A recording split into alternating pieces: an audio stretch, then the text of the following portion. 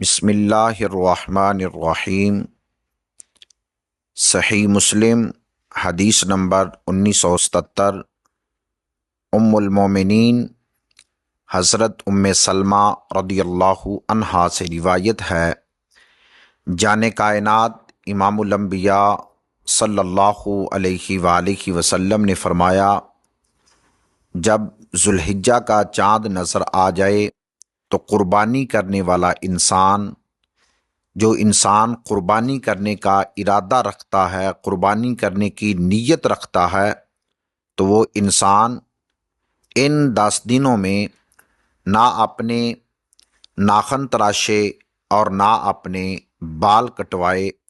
قربانی کرنے کے بعد وہ انسان اپنے ناخن اور اپنی حجامت وغیرہ کروائے۔ حضرت زید بن ارقم رضی اللہ عنہ سے مروی ہے، صحابہ کرام رضی اللہ عنہم حضور صلی اللہ علیہ وآلہ وسلم کی خدمت اقدس میں حاضر ہیں۔ صحابہ کرام رضی اللہ عنہم نے عرض کی، یا رسول اللہ، یا حبیب اللہ، یہ قربانیاں کیا چیز ہیں؟ تو حضور نے فرمایا، حضرت ابراہیم علیہ السلام کی سنت مبارکہ ہے۔ صحابہ نے پھر عرض کی، یا رسول اللہ، اس میں اجر کتنا ہے؟ تو امام الانبیاء نے فرمایا، قربانی کے جانور کے ہر بال کے بدلے میں اللہ تبارک و تعالیٰ ایک ایک نیکی عطا فرماتا ہے۔ یہ اتنا بڑا اجر ہے کہ اللہ پاک انسان کو اتنا زیادہ ثواب عطا فرماتا ہے۔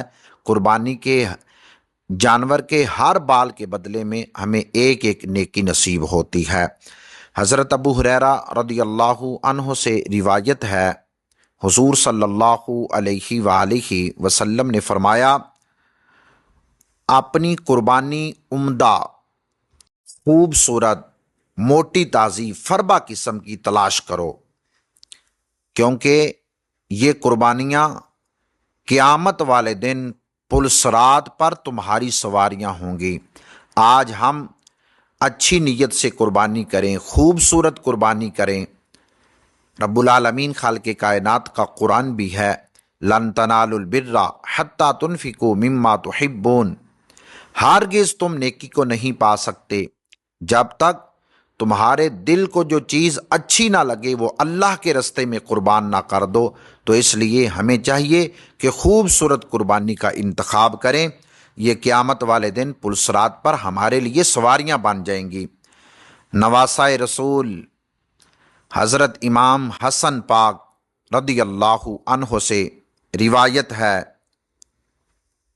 جان کائنات نبی رحمت صلی اللہ علیہ وآلہ وسلم نے فرمایا، ثواب کی نیت سے اور خوشی سے قربانی کرو۔ قیامت والے دن جب نفسا نفسی کا عالم ہوگا تو اللہ تبارک و تعالی اس تمہاری قربانی کو دوزخ کی آگ کے آگے حجاب، پردہ بنا دے گا۔ یہ کتنی بڑی شان ہے قربانی کرنے والے انسان کے لیے۔ قیامت والے دن یہ قربانیاں دوزخ کی آگ، دوزخ کے آگے حجاب بن جائیں گی، پردہ بن جائیں گی۔ تو اللہ کے فضل سے انسان کو رب العالمین اپنی جنت میں داخل فرما دے گا۔ مولا علی حیدر کرار کرم اللہ وجہہ الکریم سے روایت ہے، حضور نے ارشاد فرمایا، قربانی کا جانور قیامت والے دن اپنے گوشت اور اپنے خون کے ساتھ میزان پر، جہاں پر انسان کی نیکیاں تولی جا رہی ہوں گی، وہاں پر لایا جائے گا۔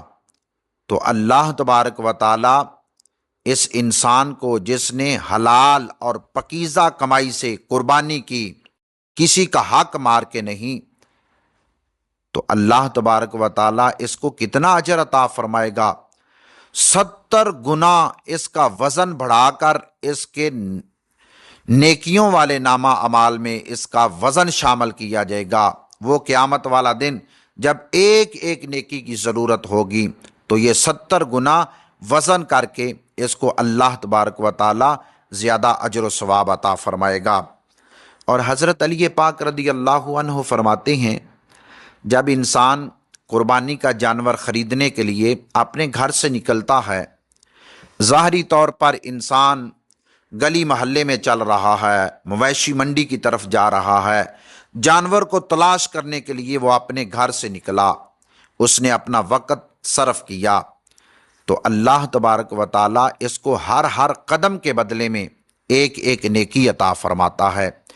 جب یہ قربانی کے جانور کے اس مالک کے ساتھ گفتگو کرتا ہے تو اس کا بولنا عام نہیں ہوتا، اس کی گفتگو پر بھی اللہ تبارک و تعالیٰ اس کو اجر و ثواب عطا فرماتا ہے۔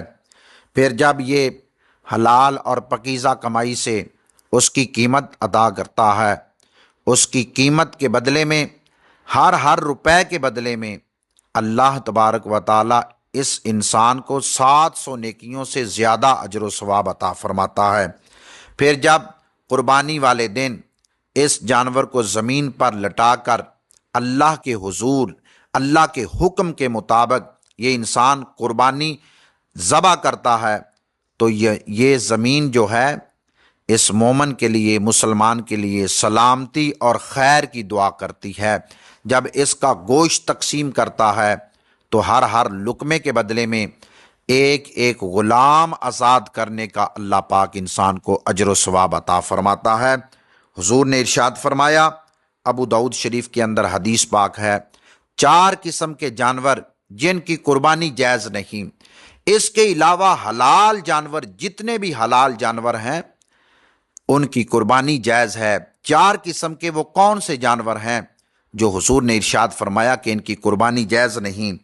کانا جانور، نمبر 2 بیمار جانور، لنگڑا جانور اور بوڑھا جانور جس کی ہڈیاں بھی کمزور ہو چکی ہیں، یہ 4 قسم کے جانور ہیں۔ ان کے علاوہ جو حلال جانور ہیں سب کی قربانی جائز ہے۔ قربانی کے جانوروں کی عمر کتنی ہونی چاہیے؟ بکرا، بکری اور اس میں جتنی بھی انواع ہیں یہ 1 سال کا ہونا ضروری ہے۔